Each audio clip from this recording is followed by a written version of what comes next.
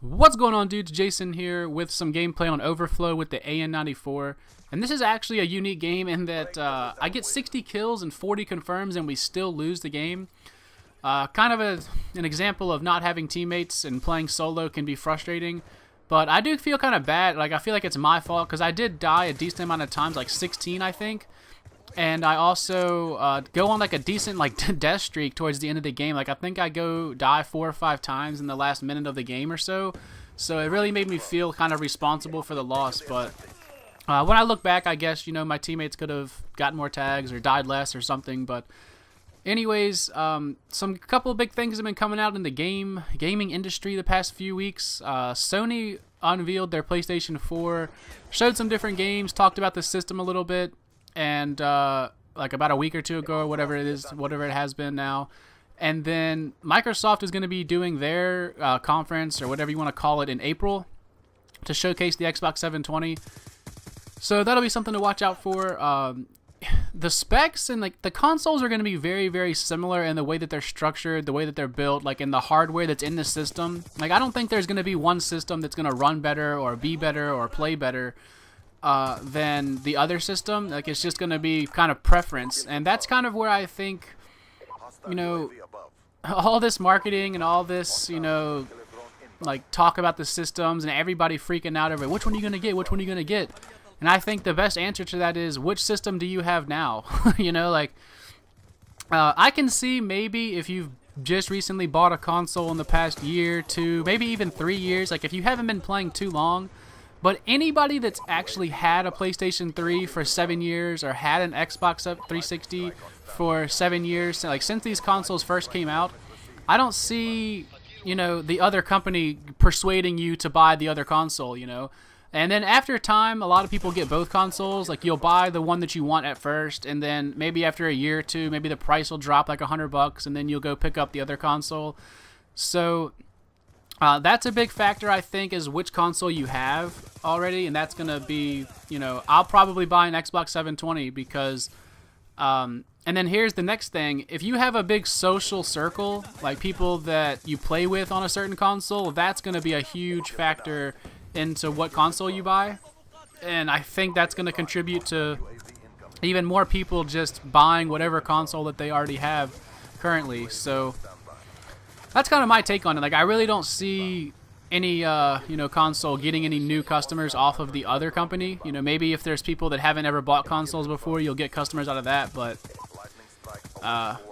unless one of these consoles, I'm sure they haven't released everything about these consoles, and they're not going to until closer to the release time. Maybe there'll be some kind of big innovative thing on a certain console that'll make you play it. But for me, just with, like, I have a couple real life friends. I have both my brothers on Xbox, and then a huge circle of people that, you know, I've been playing with for the past, you know, 4, 5, 6 years on Xbox.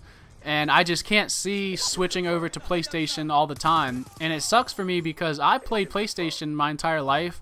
I had a PlayStation 1 when they first came out, PlayStation 2, and I even bought PlayStation 3 first before I had an Xbox. And then later on, I believe I bought the PlayStation 3 in January. It came out that November, and then the following January, so what, 2 or 3 months later, I bought the console, and then I played it for the entire year. I played games like Uncharted, Madden, Resistance. That Resistance series was actually pretty good. And then I got an Xbox for Christmas that year, and then that was all she wrote. That was Call of Duty 4 year. I've played Call of Duty 4 for the first time, and it's just been Xbox Call of Duty addiction ever since, basically. And then another thing with, you know, these past consoles, like the Xbox 360 and PlayStation 3, you know, Sony's not making the same mistake they did last time. You know, they put in the Blu-ray player, and they added a bunch of, like, new hardware that wasn't very known to, like, the PC and, like, gaming communities and, like, developers. So when they went to, like, create cross-platform games, they always seem to run smoother and play better on Xbox, just because that's the standard. Like, Xbox followed like a PC's, you know, architecture as far as, so developers and programmers could actually write code for it better. Which is why you hear a lot of people talking about, like, Wings of Redemption, and different people that have both consoles, like, talk about how bad the, you know, Call of Duty has always run on PlayStation 3 compared to Xbox, and that's why, you know, it's but that's not going to be the case this time. Like, I think cross-platform games are going to be very similar. So maybe you can add another thing into that mix is, you know, which console is going to have the best, you know, exclusive games to that console. Like, Microsoft's always going to have Halo. That's usually their big one that they have. They used to have Project Gotham Racing, but I don't really keep up with the racing games much anymore, but I don't know when the last Project Gotham Racing was released. Sony always had, like, Uncharted and Resistance. You know, Little Big Planet. I know actually grown people that played Little Big Planet, but anyway, that's kind of all I have to say about the consoles. It's just, you know, I'll probably be buying an Xbox 720 first, and then somewhere down the line buying a PlayStation 4. And simply for the fact that I've been playing Xbox for the longest time, and I have so many friends and stuff, and like a core built up on there that I play with, and I can't see... Like, I would switch to a PlayStation 4 if all of those people would, but that's where the problem is that you're not going to be able to get, you know, all your current friends to get the new console, because they're all probably going to buy, you know, what they already have and everything. So that's my take on it. And then I'm going to talk about Respawn Entertainment is finally going to be at E3 this year, and this is something that, you know, we've been waiting for. The Call of Duty community has been, you know, wondering about for the longest time. Because West and Zampella, the two lead guys that were at Infinity Ward for Call of Duty 4 and Modern Warfare 2, and then were fired right afterwards. And then 50 other employees, so 52 total employees that used to work for Infinity Ward during Call of Duty 4 and Modern Warfare 2, left and started their own company called Respawn Entertainment. And they have since, Modern Warfare 2, been working on a game or games, like plural, I don't know. We don't really know, but they have announced that they're going to be at E3 this year. So that's going to be very interesting. You know, a lot of people are already talking about, you know, is it the Call of Duty killer? Like, but here's my thing. I don't see, like, Call of Duty has such a core fan base, man. You got 15 to 20 million people worldwide that go out and buy Call of Duty every single year. And I think it would have to be another military shooter to take it over, because that's obviously what the fans want.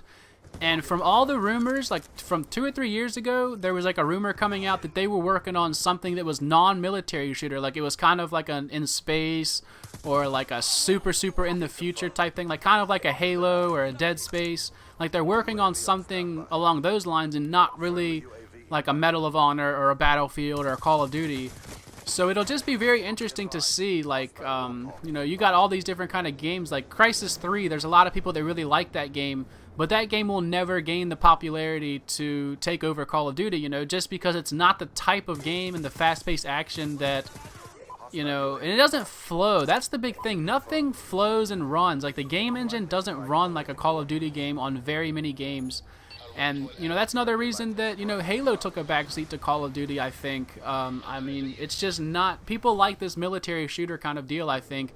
And I can't see something like that taking over, you know, Call of Duty. So we'll just have to see, man. I mean, I'll be interested. I'll probably be paying attention because people are looking for that Modern Warfare 2 game engine that hasn't been in a Call of Duty game since then, and hoping that, you know, West and Zampella have integrated that into their new game. So we'll just have to see what comes about, and, you know, E3's going to be interesting this year, man. You're going to have them there, and then more information on the PlayStation 4 and Xbox 720.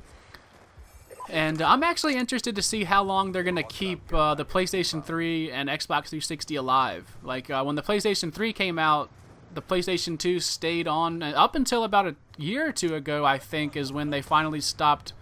Like, I work at like a, you know, a retail store, and we sold PlayStation 2 games for like 5 years after PlayStation 3 came out. So I'm wondering, you know, how long they're going to keep these past gen systems, you know, alive and keep producing games for them.